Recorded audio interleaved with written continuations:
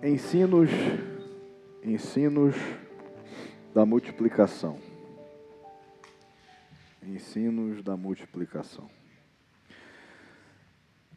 Certamente, quando você frequentou a escola, você já certamente teve aulas de matemática, né? Aprendeu a somar, aprendeu a dividir, aprendeu a subtrair e certamente também aprendeu a multiplicar.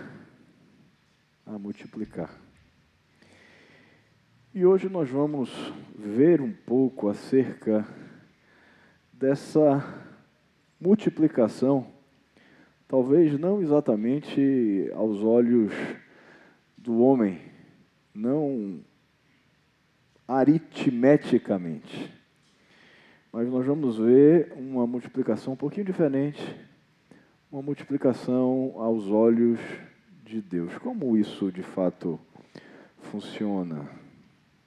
Como é uma aula de multiplicação aos olhos do Senhor? É isso que eu quero trabalhar hoje com vocês nessa noite. E peço que você abra a sua Bíblia, ou preste atenção no slide, que estará passando o Evangelho de João, capítulo 6, verso 1 ao verso de número 13. Evangelho de João, capítulo 6, verso 1 até o verso 13.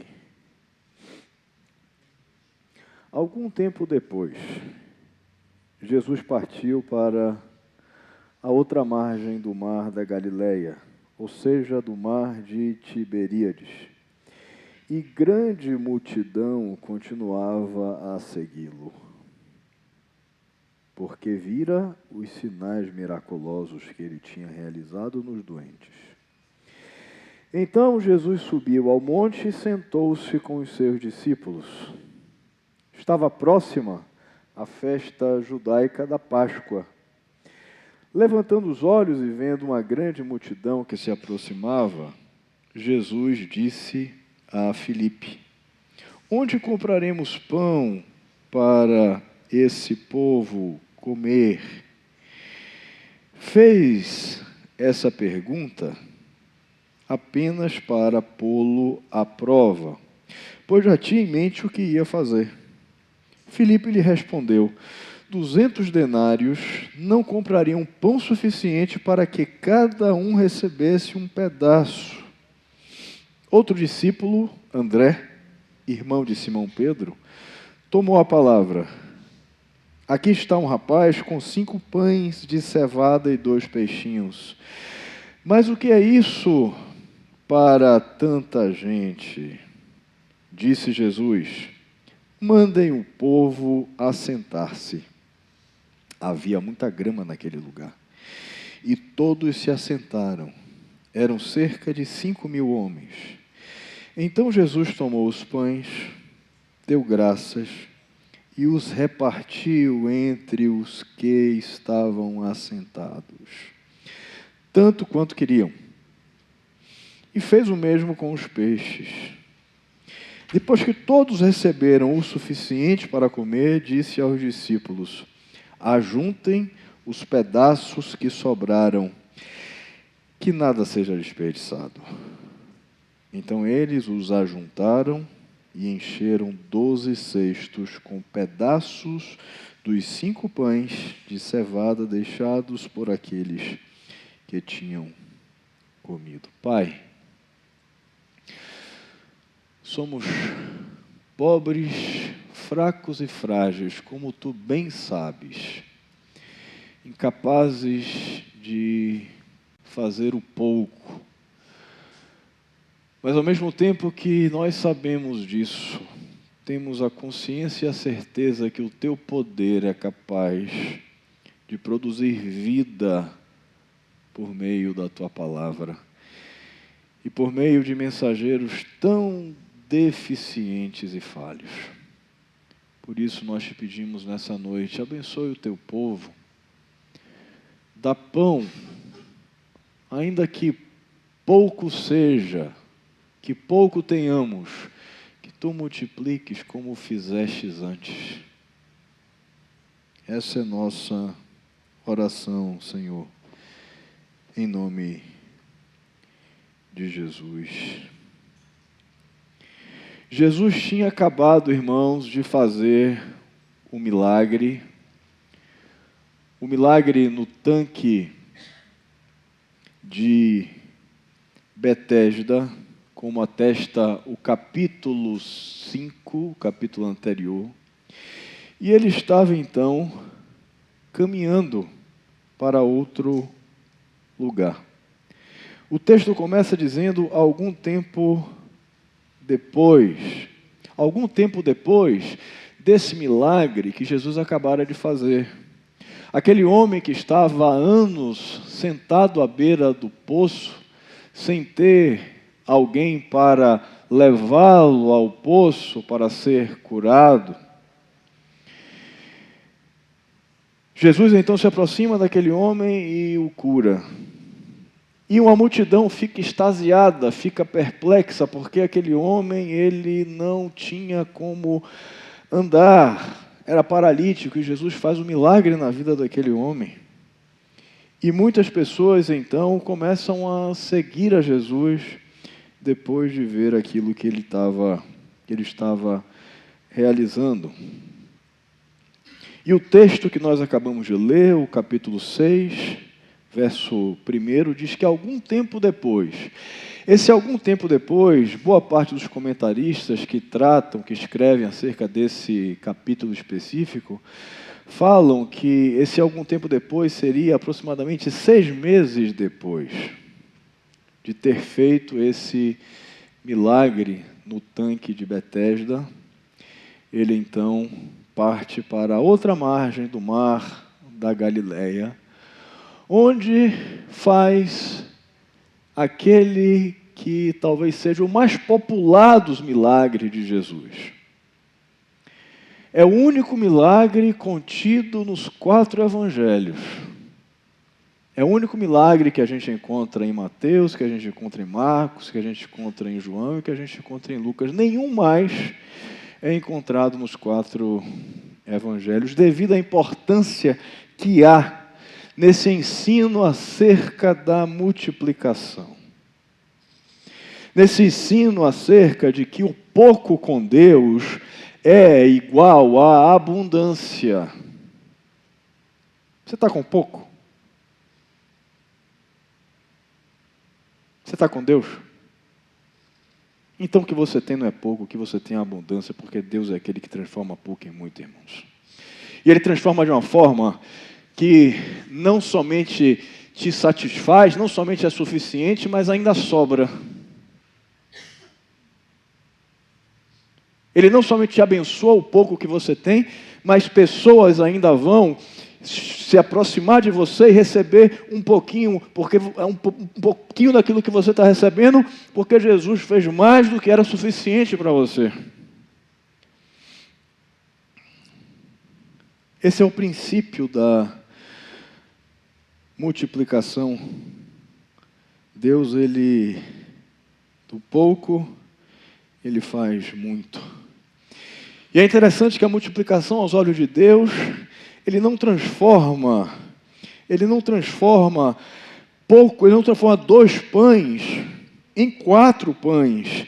Ele não transforma 5 pães em 10 pães, nem em 15 pães, nem em 20 pães. Ele alimenta com 5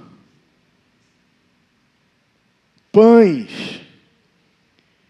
Ele alimenta com 2 peixes uma multidão de 5.000 pessoas. Querido, 5.000 pessoas.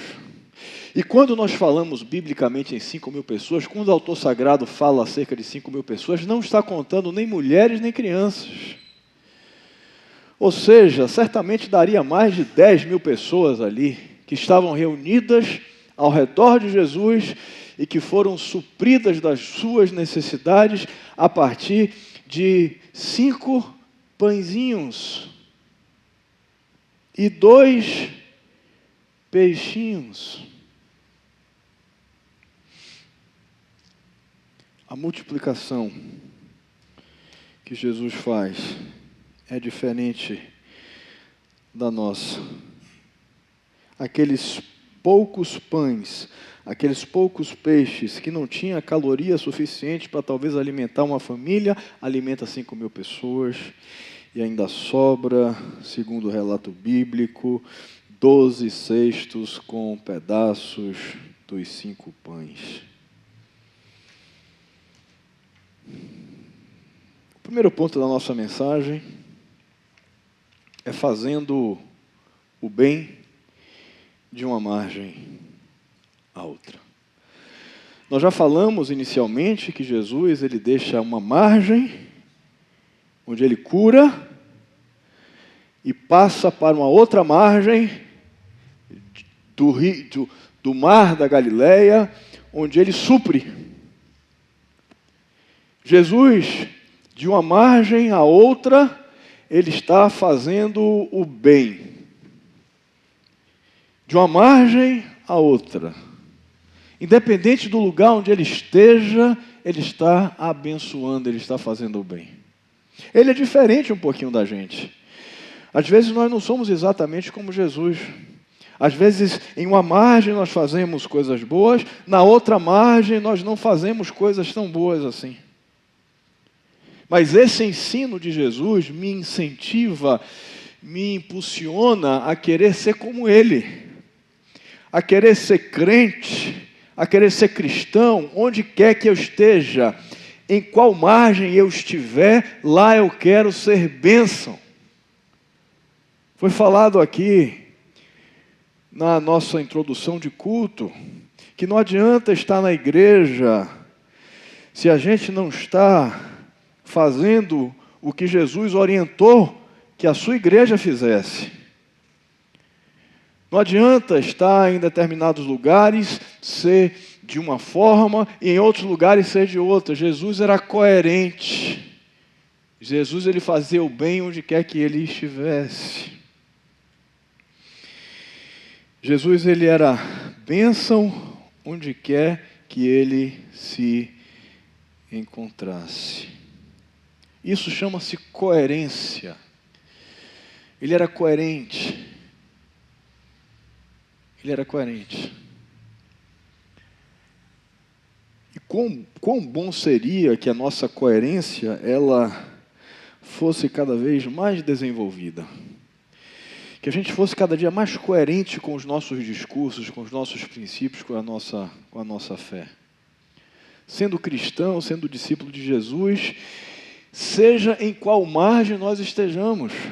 Seja na margem da nossa profissão, seja na margem eclesiástica, seja na margem da família, seja na margem da vizinhança, seja em que margem nós estivermos, nós somos chamados a darmos testemunhos de Jesus.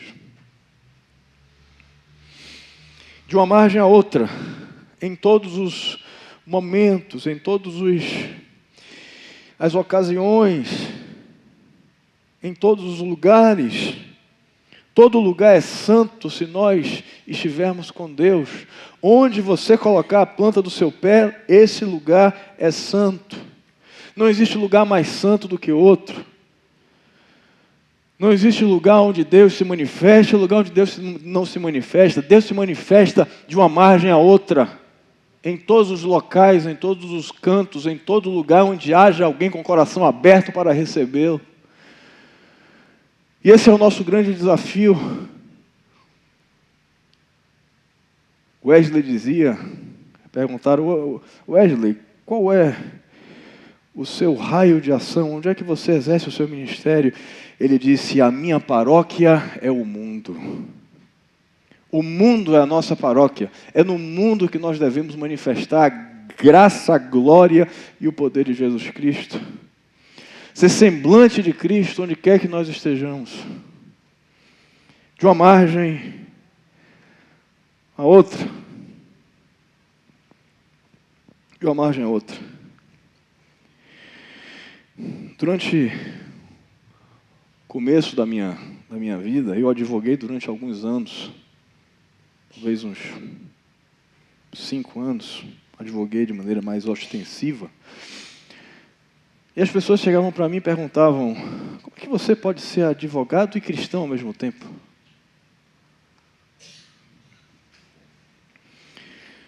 A resposta que eu dava: eu não vejo nenhum tipo de dificuldade em ser advogado e cristão ao mesmo tempo.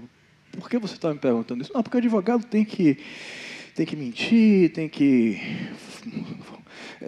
forjar provas. Eu falei: quem disse isso? Onde é que está escrito isso? Em que código civil penal está exposto que você deve inventar coisas e mentir acerca de coisas?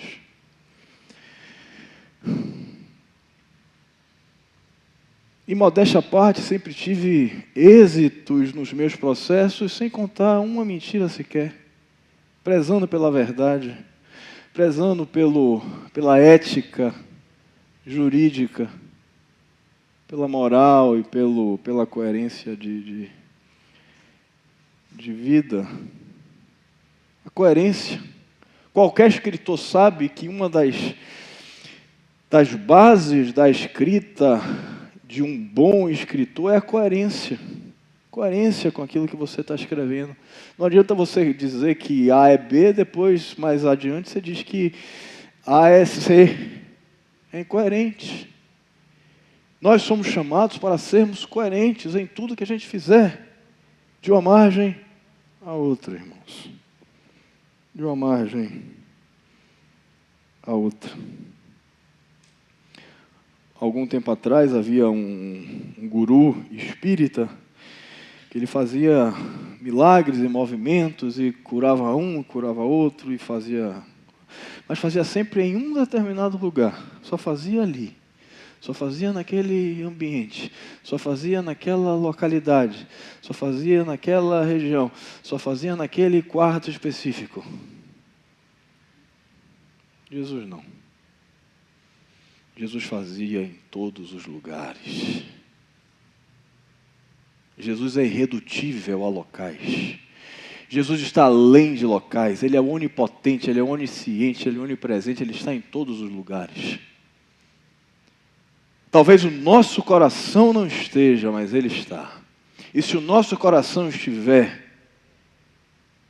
com Jesus, Ele vai operar em nossa vida, porque Ele age de uma margem a outra. Chama a minha atenção também no início do texto que nós lemos, no capítulo 6, que ele diz o seguinte: algum tempo depois Jesus partiu. Jesus parte quando Ele quer.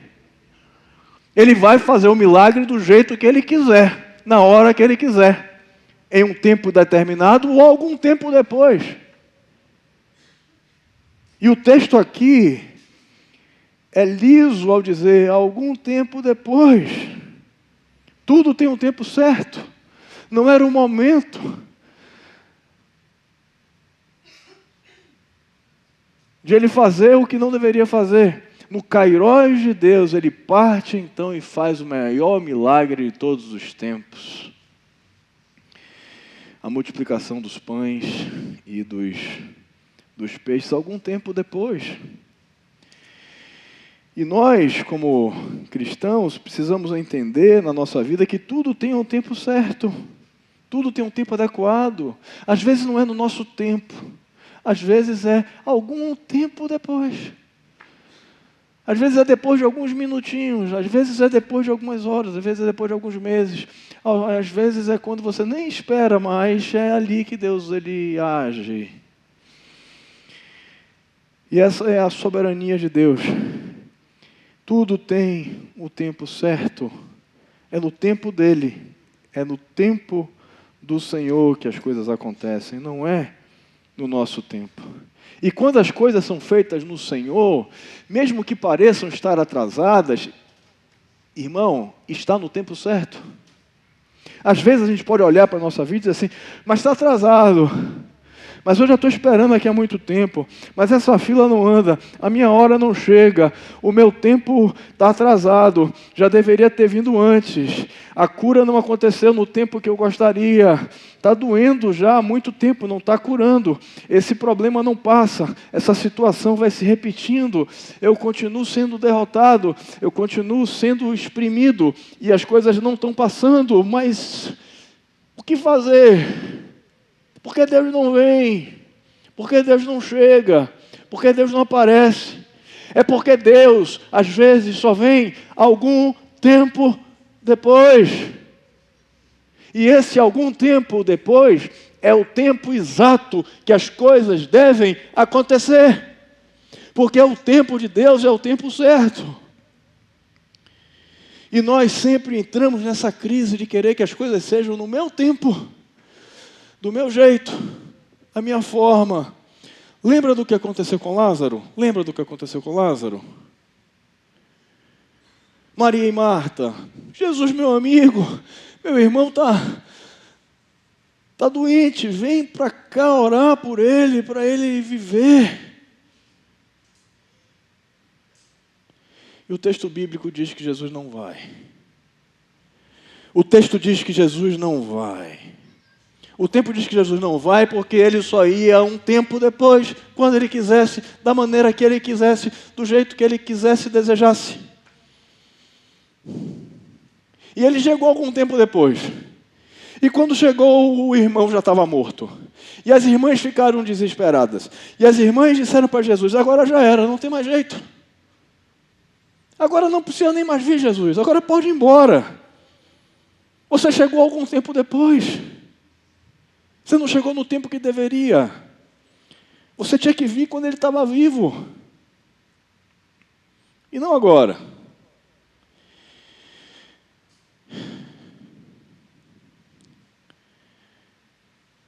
Mas Jesus tinha um porquê no seu atraso. Jesus queria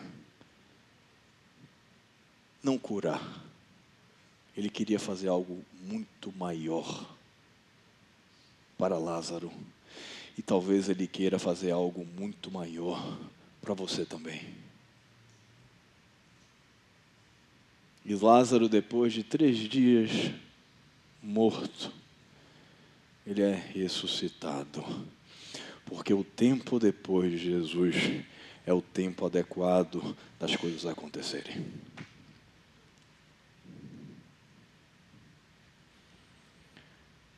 Então você pode estar pensando, não tem mais jeito, está morto, cheira mal, já está com odores de defunto, o que eu quis, o que eu pensei, o que eu sonhei, já está apodrecido, porque Jesus não chegou no momento certo. Cuidado. Porque talvez seja esse o tempo adequado dele transformar a sua história, dele transformar a sua vida, dele fazer o maior milagre, muito maior do que você pensou que um dia ele pudesse fazer para você. Porque não existe tempo depois. Não existe tempo. Jesus nunca chega atrasado. O que está adiantado são nossos relógios. Jesus, ele chega no tempo certo. Sempre. Por isso, tranquilize seu coração. E não viva de acordo com suas vistas. Viva de acordo com as promessas do Senhor.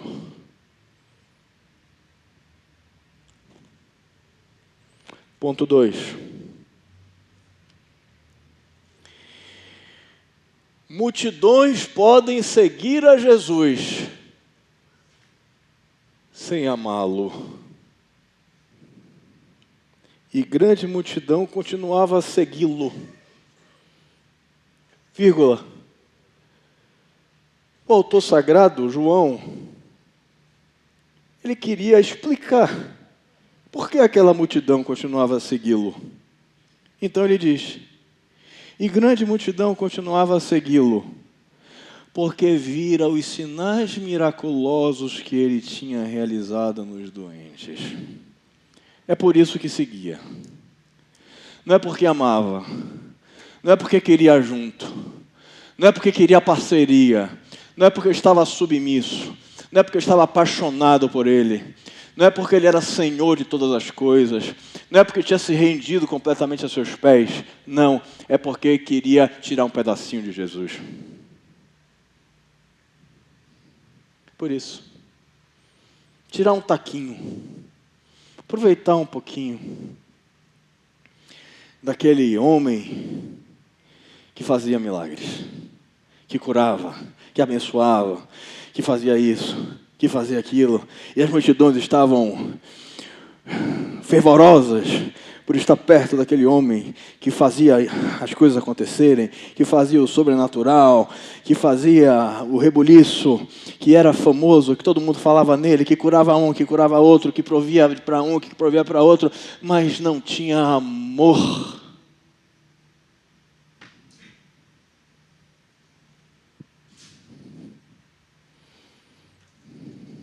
Não tinha amizade, não tinha compromisso sincero de vida, de entrega plena, perfeita. Não tinha compromisso de senhorio, tinha compromisso de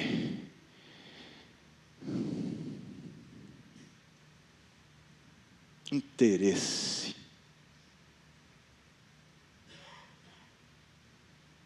Interesse. E são tantos os interesses. E a pergunta que eu queria fazer para você é: você é mais um na multidão?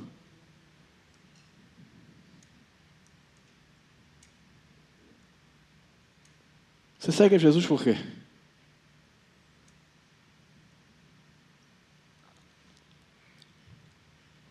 Multidões podem seguir sem amar. O texto também me fala algo que me chama muita atenção. Jesus está indo ali, né? E aí o pessoal fica sabendo que Jesus foi para outra margem, e aí a multidão toda vai atrás de Jesus, né? Atrás de Jesus. Mas o que o texto diz é o seguinte: você faz parte da multidão ou faz parte do que se assenta com Jesus na roda? Quem você é? É mais um na multidão ou é aquele que tem intimidade com Jesus? É aquele que Jesus se permite conversar, bater papinho no pé do ouvido.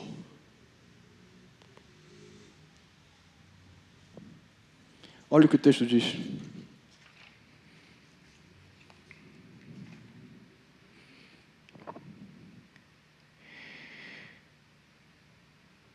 E grande multidão continuava a segui-lo porque viram os sinais miraculosos que ele tinha realizado nos doentes. Então Jesus subiu ao monte e sentou-se com quem? Com a multidão? Não. Não sentou com a multidão. Jesus não senta com a multidão. Ele sabe quem é a multidão. Ele sabe os interesses da multidão. Ele senta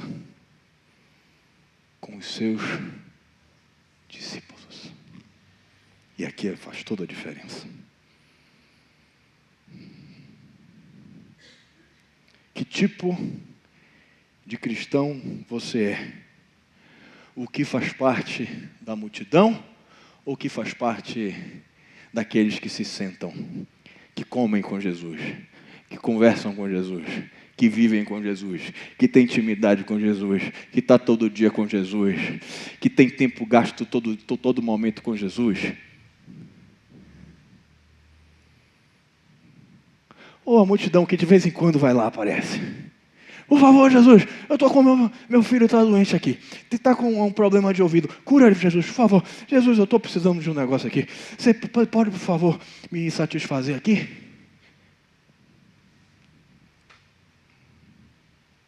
Que tipo de cristão você tem sido? meu irmão. O cristão do oba-oba é o do oba-oba, da festa, do evento. Que crente você é?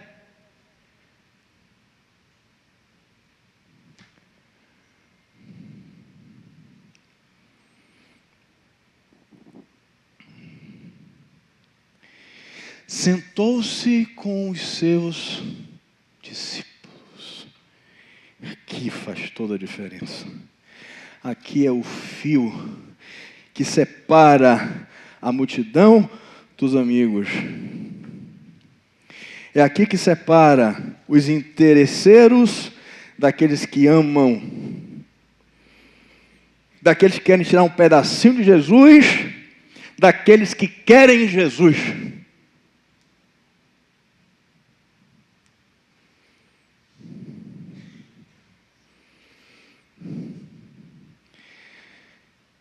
Eu acho que muitos ficarão envergonhados diante de Deus quando perceberem quão pouco o amaram e quanto se interessaram.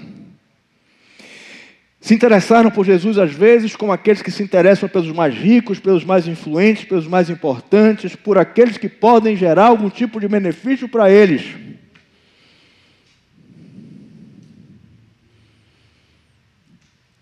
Mas e nós? E você e eu? Estamos seguindo a Jesus por quê? Quem é o homem corajoso, a mulher corajosa que ousará dar um passo além do lugar comum e possa ter a hombridade de dizer, não é? Quero bênção. Claro que eu não quero bênção, eu quero bênção para a minha vida, mas eu quero muito mais o abençoador do que a bênção. Entre o abençoador e a bênção, eu fico com o abençoador. Chuta a bênção para o lado. Eu quero o abençoador comigo. Eu quero é Ele. Independente de onde eu esteja, eu quero estar com Ele. Se Ele não me der nada, eu quero estar com Ele. Se eu for sofrer e não for curado, eu quero estar com Ele. Se eu passar pelo deserto, eu quero estar com Ele. Se eu passar pela prova, eu quero estar com Ele.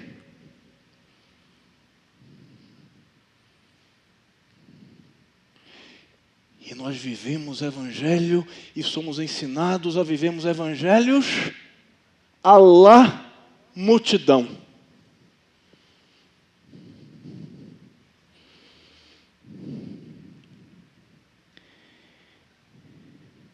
É claro, Deus às vezes chama os seus bebês e as suas criancinhas por meio do chocolate. Não é? Chocolate. Às vezes as criancinhas são cooptadas, no bom sentido, por meio do chocolate. Vem cá, meu amor, eu quero te dar um chocolatinho aqui. Quer chocolate? Papai dá chocolatinho para você. Você quer? Quero, papai. Vem para perto de papai. Papai dá chocolatinho. Mas isso é evangelho de criança. Talvez a gente teve que passar por isso. Mas gente que está há 20 anos comendo balinha e chocolatinho, é momento de crescer. Às vezes Jesus fala assim, eu quero que você me peça. Eu quero que você me peça, porque você só vai ser atraído para mim se eu, de alguma forma, te der alguma coisinha. Então, no início, filhinho, meu bebezinho, venha para perto que eu vou te oferecer alguma coisinha. Para que você comece a ficar pertinho de mim, mas eu quero que quando você fique pertinho de mim, que o seu amor por mim vá aumentando, e você daqui a pouco está me amando. Essa é a estratégia que Jesus faz às vezes para as criancinhas dele. Mas adulto, homem maduro, fica atrás de balinha, de chocolatinho. Eu já contei um caso aqui de Luca. Uma vez eu estava com ele, e é exatamente como Jesus age com a gente de vez em quando. Eu estava com ele, ele devia ter uns 3 anos de idade. 3 ou 4, não me lembro exatamente. Eu estava com ele no colo. Já contei isso até para Natana, eu acho. Essa experiência que eu tive. E Jesus faz assim mesmo. Faz assim mesmo. Ele estava com ele no colo, e ele estava já ficando meio agoniado, querendo sair do meu colo, e eu ali com o meu pai, bobo, né, querendo abraçar, ficar com meu filho, e ele já querendo sair. Aí eu falei, pô, tem que arrumar alguma estratégia para essa criança ficar um pouquinho mais comigo, porque tá tão gostoso. Aí eu cheguei para ele e perguntei, Luca, você prefere ir hoje de noite para o cinema ou para a sorveteria? Aí ele estava agoniado, se acalmou, ficou tranquilinho nos meus braços, começou a falar, papai, eu acho que a gente poderia ir naquela sorveteria. E eu aqui, gozando dos braços e do abraço dele. Acho que a gente poderia ir, papai, para a sorveteria. Mas o cineminha também não é uma má opção. A gente poderia ir ver aquele desenho animado. E ele conversando e pedindo, e eu com ele nos braços. Eu abraçado ali. E ele pedindo, peça, meu filho, eu já sei o que eu vou fazer. Eu já comprei o ingresso ali para o cinema. Eu já sei tudo o que eu vou fazer com você. Mas eu quero que você fique um pouquinho mais comigo. E às vezes Deus faz assim. Às vezes Deus age dessa forma para ter um pouquinho mais do nosso contato. Mas Ele não quer que a gente permaneça com 3 anos de idade.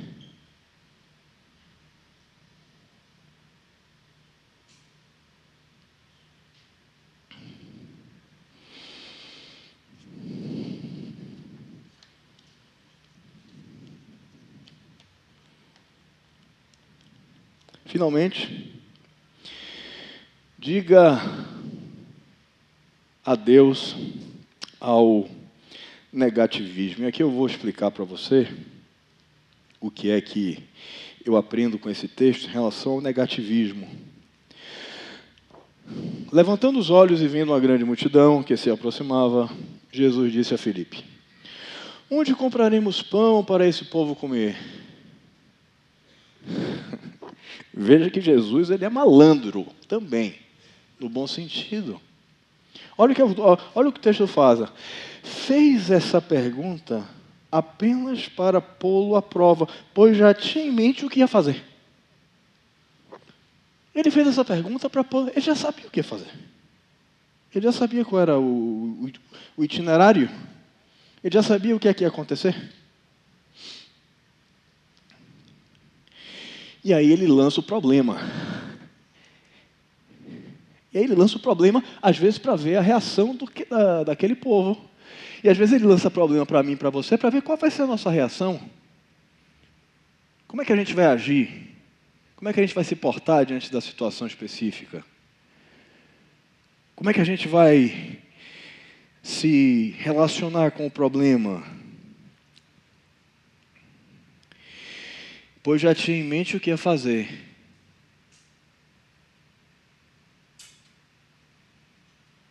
Levantando os olhos vendo a multidão, uma grande multidão que se aproximava, Jesus disse a Filipe, onde compraremos pão para esse povo comer? E aí Filipe responde. Jesus faz essa pergunta para pô-lo à prova. E aí Filipe então responde o que está no coraçãozinho dele. E o que está no coraçãozinho de Filipe é o seguinte, 200 denários não comprariam pão suficiente para que cada um recebesse um pedaço. Não tem jeito. A situação não tem jeito. Nem se tivesse esse dinheiro ia ter solução. O cara estava ali com Jesus. O cara estava ali com aquele que faz todas as coisas, que ele viu milagres acontecendo. E ele vai enxergar a situação de uma maneira negativa. Outro discípulo, André, irmão de Simão Pedro, tomou a palavra. Aqui está um rapaz com 5 pães de cevada e 2 peixinhos. Mas o que é isto para tanta gente? Olha de novo a questão do não tem jeito, não dá, não tem como resolver, não tem como solucionar, não tem como conciliar. Ou seja, Jesus está ali comigo, mas não tem jeito, vai ficar, o pessoal não vai... Jesus não tem condição de fazer nada, não pode, 200 denários não vai resolver, 2 pães e 5 pães e 2 peixinhos também não vai resolver. Não adianta. E não é assim que às vezes a gente vê as questões também? Não adianta, não tem jeito não.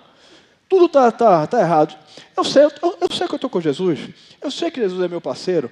Eu sei que Ele provê todas as coisas. Mas isso aqui não tem jeito, não. O negócio é complicado mesmo, é assim, não tem. Não vai ter, vai estar tudo errado. Vai fazer, vai dar ruim. O negócio vai ficar torto. Não tem jeito. Eu sei que Ele está comigo, mas não tem jeito. Eu sei que Ele está com a minha família, mas meu casamento não tem jeito. Eu sei que Ele está com meu filho, mas eu não vou conseguir criar ele bem. Não tem jeito.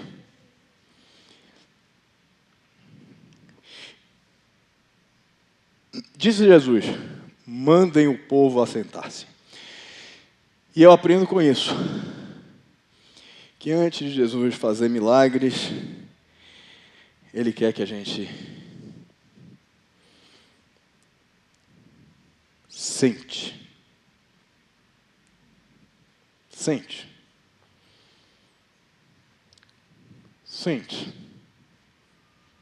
Dudu, eu vou tirar sua cadeirinha aqui um minutinho.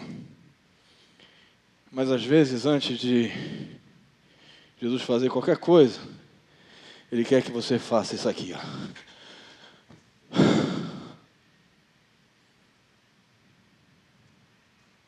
Se puder dar uma balançada assim, melhor ainda.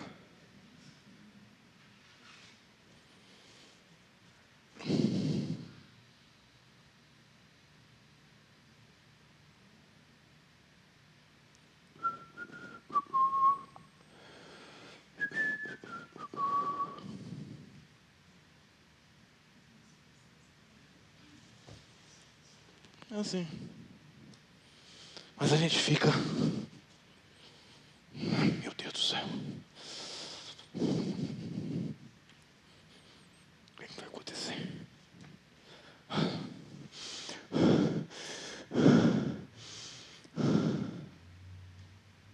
Calma.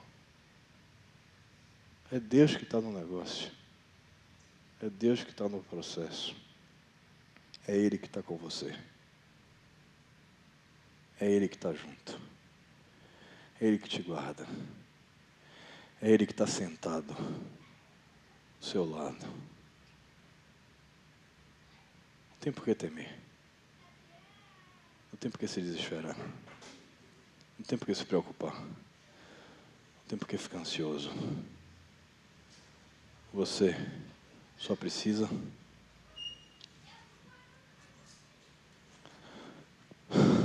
sentar. Tudo